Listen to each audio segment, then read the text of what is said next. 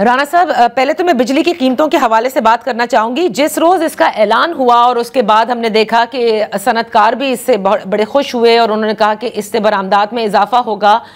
फिर circular debt का भी इशू है। क्या आप समझते हैं कि वाकई इससे एक्सपोर्ट्स में इजाफा होगा और क्या फॉरेन इन्वेस्टमेंट लाने में आप लोग कामयाब होंगे? क्योंकि इस पर अभी तक आप लोग जाहिर है कामयाब ऑन ग्राउंड नहीं हो सके हैं और ये बताया जाता है कि कैसे आएगी इन्वेस्टमेंट जबकि रीजन में सबसे ज्यादा बिजली महंगी हमारे यहाँ है। बिस्मिल्लाहिर्रहमानिर्रहीम। देखें, it is a big achievement कि आप IMF के प्रोग्राम में होते हुए आपने अवाम को इतना बड़ा रिलीफ दिया है। और अगर आप तारीख निकाल के देखें तो जब भी बिजली या और किसी चीज़ पे रिलीफ दिया गया है, या तो कीमतें रोक के जब कीमतें बढ़ानी हो और गर्दिशी कर्ज़ों को बढ़ा के कर्ज़ों के ऊपर रिलीफ दिया गया है, या जो है खसारे बढ़ा के जो है वो रिलीफ दिया गया है। लेकिन ये जो रिलीफ है प्राइम मिनिस्टर शहबाज शरीफ और उनकी कैबिनेट की तरफ से, ये रेवेन्यू न्यूट्रल है।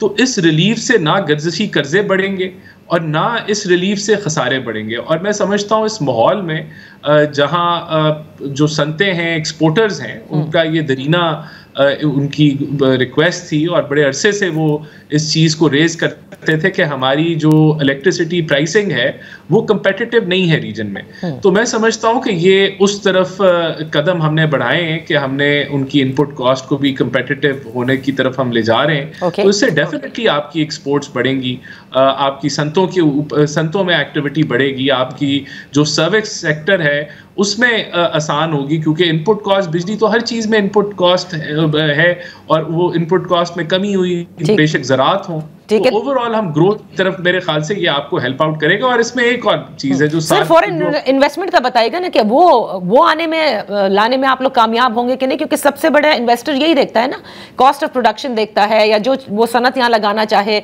या इन्वेस्ट करना चाहे।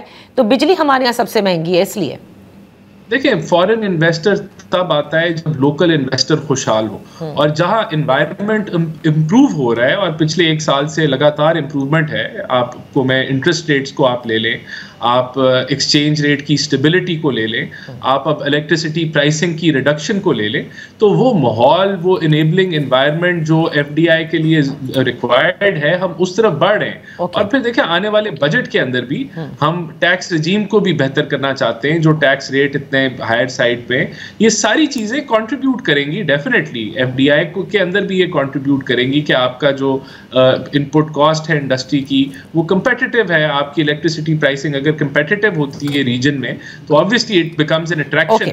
सो टैक्स रिजीम को, क्योंकि आपने जिक्र किया टैक्स रिजीम का, come back to the discourse जिसका जिक्र भी किया गया था।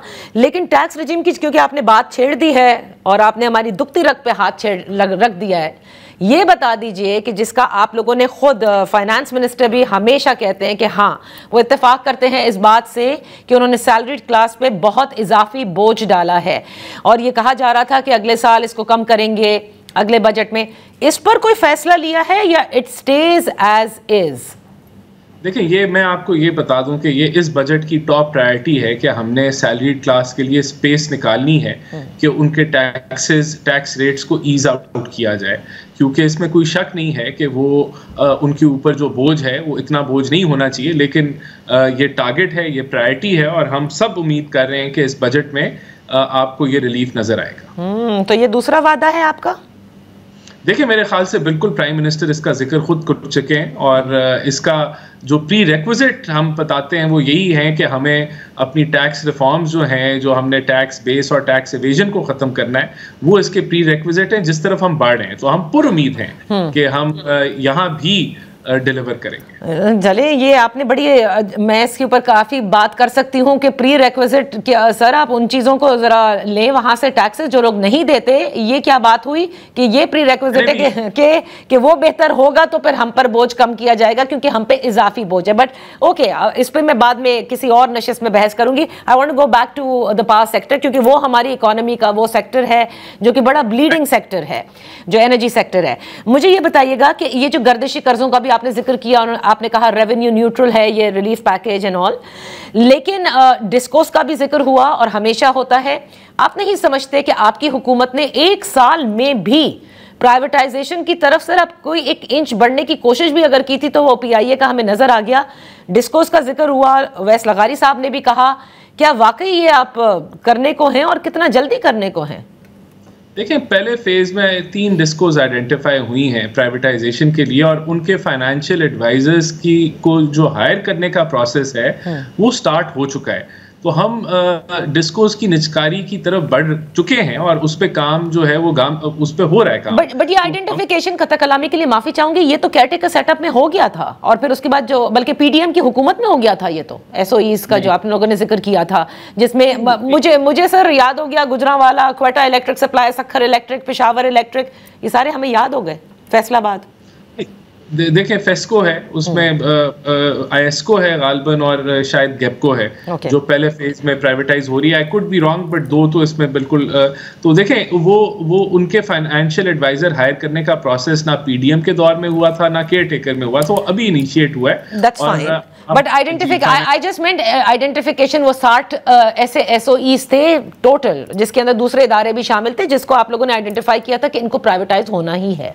देखिए, इसमें पहले फेज में 3 डिस्कोज हैं और फिर सेकंड फेज में 3 या 4 और डिस्कोज हैं। पहले फेज का फाइनेंशियल एडवाइजर हायरिंग करने का प्रोसेस स्टार्ट हो गया। इसका मतलब है कि वो जो टाइमलाइन है वो शुरू हो गई है। मेरे ख्याल से अगले 12 महीनों के अंदर आप देखेंगे कि ये जो 3 डिस्कोज हैं इनका बिडिंग प्रोसेस तक हम पहुंच जाएंगे। ओके, ऑल राइट, चलें देख लेते हैं, क्योंकि पीआईए का भी ये कहा गया है ना कि दोबारा प्राइवेटाइजेशन की तरफ, आपको याद होगा रमजान के महीने में भी कहा।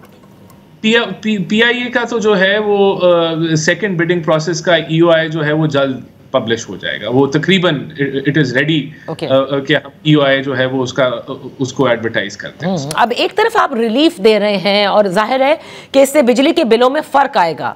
जहां बिजनेसमैन खुश हैं, आप कहते हैं कि उनकी एक्सपोर्ट्स बेटर होंगी, वहां पे इसका इत्तलाक जब होगा और कहा जा रहा है कि मई के महीने से नज़र भी आएगा बिलों में, तो जाहिर है कि लोगों को फ़ायदा होगा।